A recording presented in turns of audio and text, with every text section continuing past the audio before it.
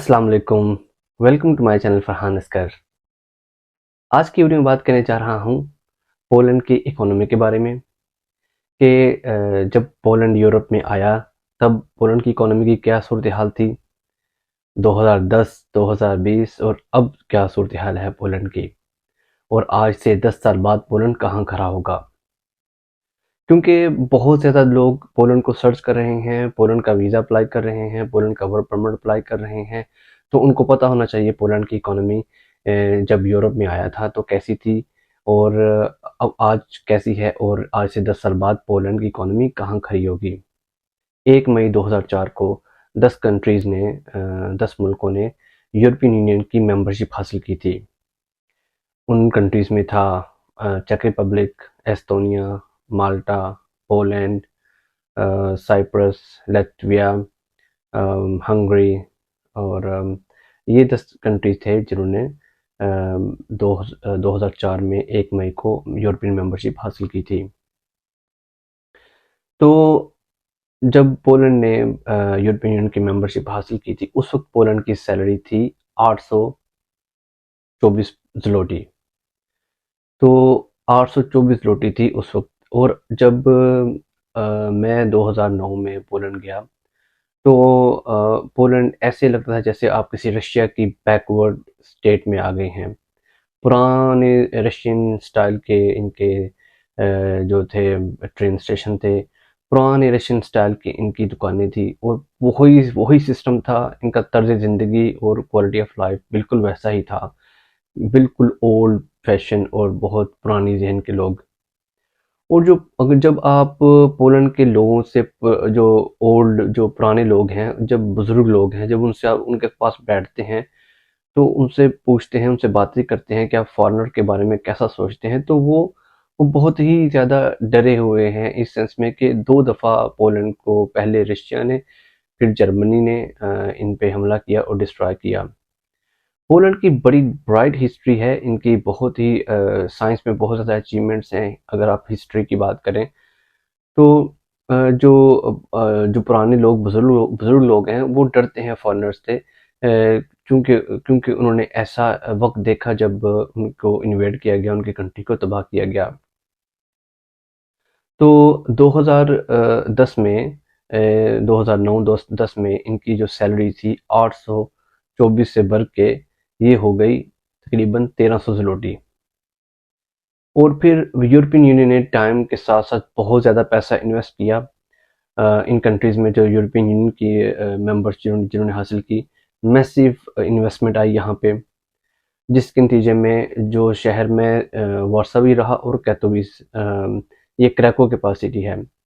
तो इस सिटी को वहाँ पे एक भी शॉपिंग सेंटर नहीं था, शॉपिंग मॉल जिसे कहते हैं। लेकिन अब 2-2, 3-3 शॉपिंग मॉल्स हैं, और बहुत ही लेटेस्ट और हाई टेक्नोलॉजी के साथ बहुत ही प्यारे और खूबसूरत शॉपिंग मॉल्स बने हुए हैं। और आप पहचान नहीं सकेंगे कि क्या वही शहर है जो आज से 10 साल पहले, 12 साल पहले होता था। उन्होंने टोटली शहर को ए टू जी उन्होंने चेंज कर दिया है शहर को, उसकी सड़कें, उसका इंफ्रास्ट्रक्चर, ट्रेन स्टेशन, हर चीज़। कोई भी बंदा उसको नहीं पहचान सकता अगर वो 10 साल पहले, 12 साल पहले उस शहर में था और अब चला जाए तो वो नहीं पहचान सकेगा कि ये वही शहर है। इतनी मैसिव इन्वेस्टमेंट आई। तो जिस इसी तरह जैसे कि कहते शहर को उन्होंने चेंज करके रख दिया, इसी तरह बाकी शहरों में भी ऐसे ही पैसा गया, इन्वेस्टमेंट गई, और जो क्वालिटी ऑफ लाइफ था पोलैंड का वो बढ़ता चला गया। फिर इसी तरह ये जो सैलरी है बढ़ते बढ़ते इसी तरह ये बढ़ती रही, और 2020 में ये 2600 तक पहुंच गई, 2600 ज़्लोटी तक पहुंच गई 2020 में। तो अब देखें कि किस तरह सैलरी का जो लेवल है बढ़ता जा रहा है, क्योंकि उनकी इकोनॉमी ग्रो करती गई और जो सैलरी है वो भी बढ़ती रही।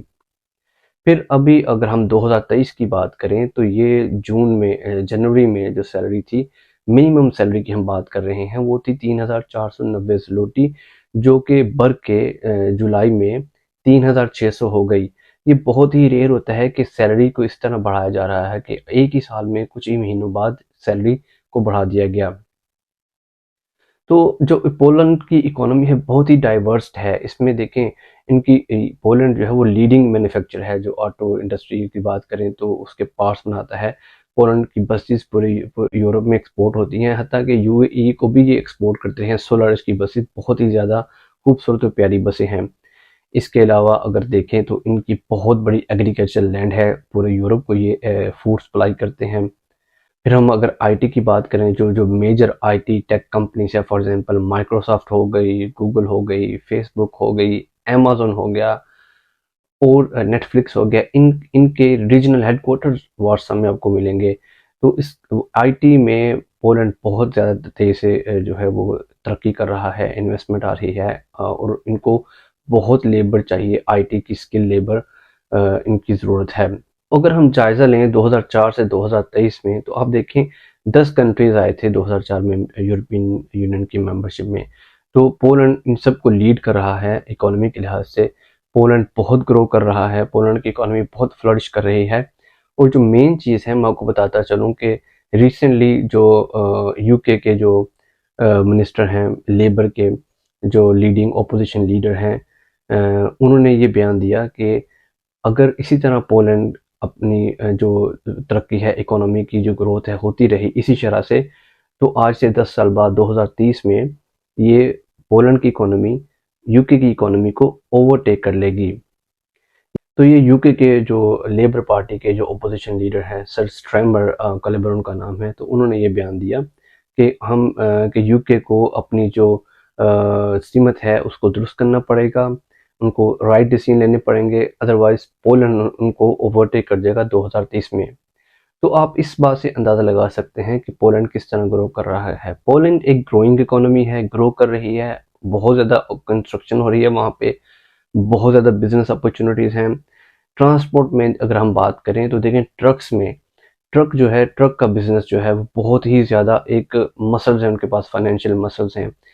जब ट्रक की कंपनी किसी को वर्क परमिट देती है तो एम्बेसी के पीछे पड़ जाती है। उनकी एक कहने की रेपुटेशन है और उनकी एक फाइनेंशियल जो है वो मसल्स हैं, तो वो दिखाते हैं कि हमें दें, हम पोलैंड की इकोनॉमी को ग्रो करने में हमारा बहुत बड़ा किरदार है। ये बहुत बड़ी इंडस्ट्री है पोलैंड की, जो कि इकोनॉमी में इनमें कंट्रीब्यूट करती है। तो ये थी आज की वीडियो पोलैंड की इकोनॉमी के बारे में। पोलैंड के बारे में मज़ीद इन्फॉर्मेशन जानना चाहते हैं तो आप इस चैनल को सब्सक्राइब कर लें। मिलते हैं अगली वीडियो में। अपना बहुत सारा ख्याल रखिएगा। अल्लाह हाफिज़।